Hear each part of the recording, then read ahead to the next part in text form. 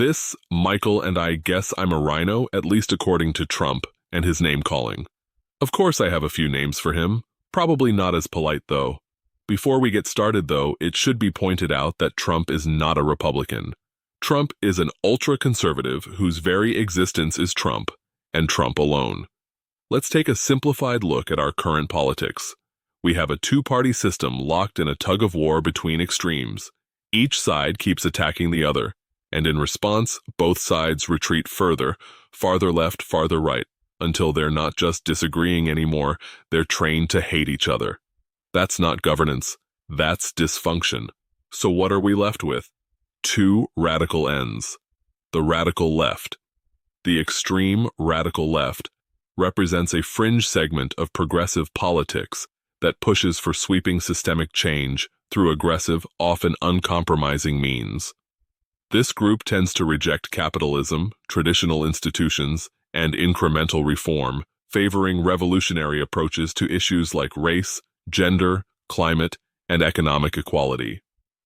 They often prioritize ideology over dialogue, and in doing so, can alienate potential allies and undermine broader efforts at progress by insisting that moral purity trumps practical coalition building. The radical right. The extreme radical right represents a fringe segment of conservative politics that embraces authoritarianism, ultranationalism, and rigid traditionalism. This group often resists social progress and diversity, favoring exclusionary policies and rhetoric rooted in fear, grievance, and cultural dominance. They prioritize loyalty over law and often reject democratic norms when those norms threaten their power or worldview. In doing so, they undermine the very principles of liberty and equality they claim to defend. And then there's us, the moderates. Maybe what's sometimes called the silent majority. The moderate middle. The moderate middle is often dismissed as indecisive or dull, but in reality, it's where the hard work of democracy happens. It's the space where values meet reality, where compromise isn't weakness, but a strategy for progress. Moderates challenge extremism on both sides, not by shouting louder, but by thinking deeper, weighing facts, listening to others, and choosing country over party. It may not grab headlines, but the middle holds the line when others pull us apart. Now, if you're reading my articles, rants, and commentary, you might think I lean left.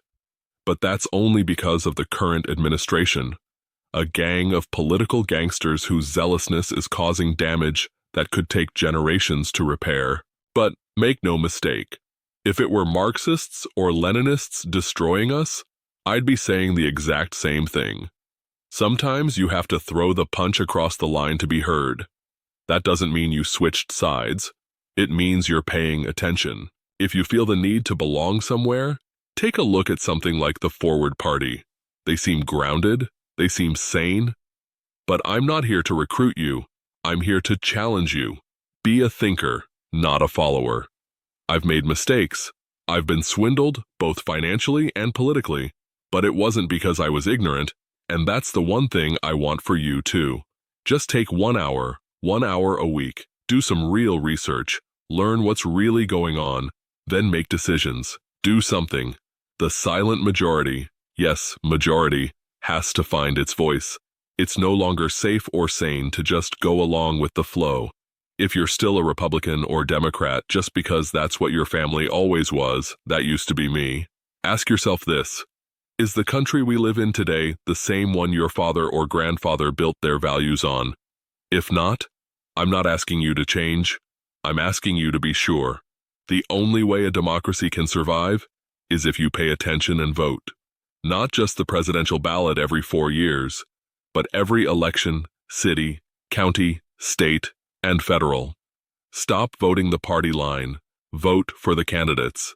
Pay attention, and you might discover you're a moderate as well. We need you to subscribe, and we need you to hit the like. If you think our message is valid, you don't have to agree with us. We just want you to become an independent thinker. You know, a politician's worst nightmare.